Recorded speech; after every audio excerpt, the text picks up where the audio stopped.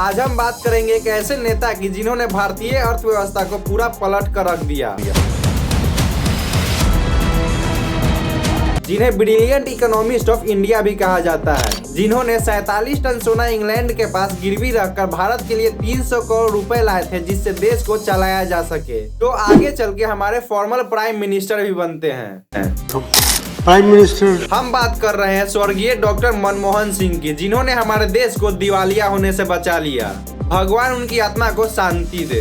इस वीडियो में हम बात करेंगे कि कैसे डॉक्टर मनमोहन सिंह ने हमारे देश की इकोनॉमी को डूबने से बचा लिया और 2014 तक इंडिया के जीडीपी को 2.1 ट्रिलियन डॉलर पहुंचाया।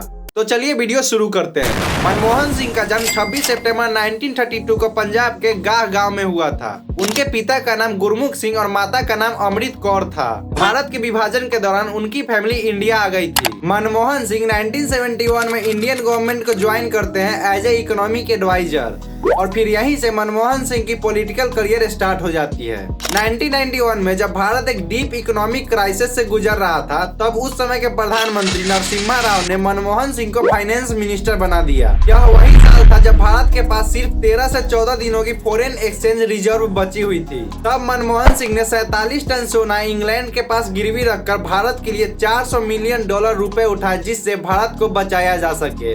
मनमोहन सिंह ने ग्लोबलाइजेशन, प्राइवेटाइजेशन और लिबरलाइजेशन जैसे पॉलिसीज लागू करते हैं और लाइसेंस राज को खत्म कर देते हैं, जिसके कारण देश पर गवर्नमेंट कंट्रोल कम हो जाता है, जिसके कारण फॉरेन इन्वेस्टर्स के लिए इंडिया का दरवाजा हमेशा के लिए खुल जाता है और फिर फॉरेन इन्वेस्टर्स ने इंडिया में जमकर इन्वेस्टमेंट करना शुरू कर देता है। और यह वही पॉइंट था जब भारत की इकोनॉमी एक नई ऊंचाई तक पहुंच गई। ईयर 2004 डॉक्टर मनमोहन सिंह भारत के 14वें प्रधानमंत्री बनते हैं और प्रधानमंत्री पद की शपथ लेते हैं। मनमोहन सिंह 2004 से लेकर 2014 तक भारत के प्रधानमंत्री रहते हैं और इंडिया को लीड करते हैं। उनके लीडरशिप में इंडिया कई बड़े बड़े कदम उठाती है इंडिया के ग्रोथ एंड डेवलपमेंट्स के लिए, जैसे कि आईटी सेक्टर का डेवलपमेंट, रूरल एम्प्लॉयमेंट स्कीम जिसे हम मनरेगा बोलते हैं, और इंडिया अमेरिका न्यूक्लियर डील। इन एक एक पॉइंट्स को हम वीडियो के आगे डिटेल में समझेंगे। मनमोहन सिंह के सरकार के दौरान इंडिया ने high economic growth rate touch किया था।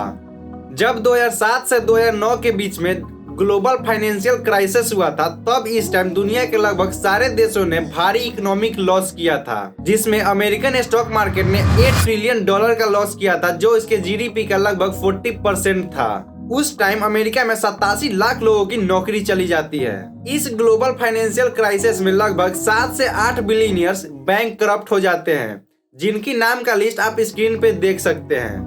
और इस क्राइसिस के लास्ट तक अमेरिका ने 16 ट्रिलियन डॉलर का लॉस किया था। लेकिन हमारे मनमोहन सिंह ने इस क्राइसिस में भी भारत की इकोनॉमी नहीं गिरने दी।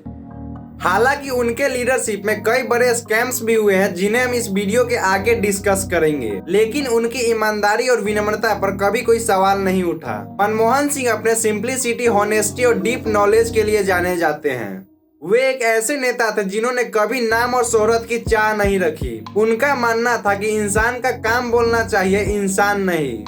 उनकी लाइफ पे एक फिल्म भी बनी है, द एक्सीडेंटल प्राइम मिनिस्टर, जिसमें उनके लाइफ के इम्पोर्टेंट टर्न्स को दिखाया गया है। अब हम देखेंगे कि डॉक्टर मनमोहन सिंह ने अपने लीडरशिप में क्या क्या काम किया है। नंबर 1, आईटी सेक्टर का डेवलपमेंट। डॉक्टर मनमोहन सिंह के लीडरशिप में भारत ने आईटी सेक्टर और सर्विस सेक्टर में सक्सेस हासिल की। उन्होंने आईटी सेक्टर को इंकरेज किया, जिससे भारत में कई आईटी हब डेवलप हुए, जिसकी ईयरली रेवेन्यू 245 बिलियन है और इस सेक्टर ने 54 लाख लोगों को रोजगार दे रखी है। Number 2, rural employment scheme. इस स्कीम के अंतर्गत डॉक्टर मनमोहन सिंह मनरेगा प्रोजेक्ट को लॉन्च करते हैं, जिसके अंतर्गत गांव के गरीब लोगों को 100 दिनों का रोजगार मिलता है। Number 3, India America nuclear deal. इस डील के खिलाफ इंडिया में कई बड़े बड़े प्रोटेस्ट भी होते हैं, लेकिन फिर भी डॉक्टर मनमोहन सिंह इस डील को कंफर्म करवाते हैं। मनमोहन सिंह के लीडरशिप में कई बड़े बड़े स्कैम भी होते हैं, जैसे कि नंबर 1, 2G स्कैम। इसमें लगभग 1,76,000 करोड़ का स्कैम हुआ था। Number 2, Colgate scam. इसमें लगभग 1,86,000 करोड़ का स्कैम हुआ था। Number 3, CWG scam. इसमें लगभग 70,000 करोड़ का स्कैम हुआ था। Number 4, IPL scam. इसमें लगभग 1500 करोड़ का स्कैम हुआ था। नंबर 4 आदर्श हाउसिंग सोसाइटी स्कैम, इसमें लगभग 1800 करोड़ का स्कैम हुआ था। नंबर 6 सत्यम स्कैम, इसमें लगभग 14,000 करोड़ का स्कैम हुआ था। नंबर 7 टाटा ट्रक स्कैम, इसमें 750 करोड़ का स्कैम हुआ था। नंबर 8 एयर मैक्सिस स्कैम, इसमें लगभग 3500 करोड़ का स्कैम हुआ था। नंबर 9 एडीडी स्कैम, इसमें लगभग 2 लाख करोड़ का स्कैम हुआ था। अगर आप इनमें से किसी भी स्कैम पे डिटेल में वीडियो चाहते हैं तो कमेंट जरूर करना।